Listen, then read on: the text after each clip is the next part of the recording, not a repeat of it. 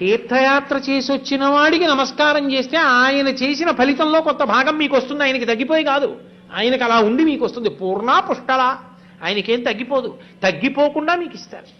అందుకే పూర్వం ఒక నియమం ఉండేది, ప్రసాదం పంచిపెట్టమనేవారు. ఎందుకో తెలుసా? నోట్లో వేసుకుంటారని కాదు. ప్రసాదాలు పంచిపెట్టమంటే నిజానికి కార్యాలయాల్లో పంచిపెట్టమని కాదు.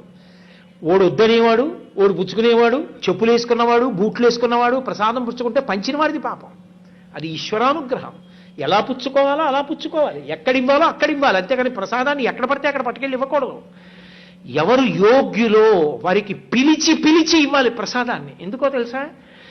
నీకు ఆయన ఉపకారము చేసి ఉన్నాడు, ఆయనకి నువ్వు మళ్ళీ తిరిగి ఉపకారం జరగాలని కోరుకుంటున్నావు కాబట్టి, భగవంతుడు ఆయన్ని అనుగ్రహించాలని నువ్వు కోరుకుంటున్నావు కాబట్టి ప్రసాదం ఆయనకు అందించాలి.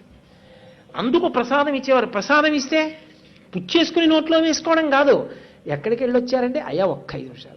మనుచరిత్రలో వర్ణిస్తాడు అలసాని పెదన గారు. ఏ దేశములను వసించి తిరిమీరే ఏ గిరిలు చూచినారు ఏ పుణ్యతీర్థముల యందు గ్రుంకిడి తిరిగి అని అడుగుతాడు.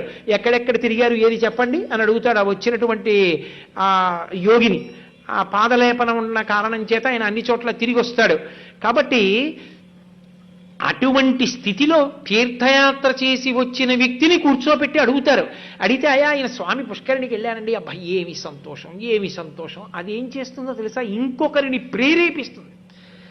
నేను జ్ఞాపకం పెట్టుకుంటాను, వచ్చేసారి మీరు ఎడుతున్నప్పుడు కాస్త నాకు చెప్దురు, నేను వస్తాను అంటాడు. ఒక జ్యోతి ఇంకొక జ్యోతిని వెలిగించినట్టు ఒకడు 10 మందికి దారి చూపించాలి, అందించాలి, అవకాశం ఇవ్వాలి. అందుకే తీర్థయాత్ర. తీర్థయాత్ర అంటే ప్రధానమైన నియమము తీర్థస్నానం.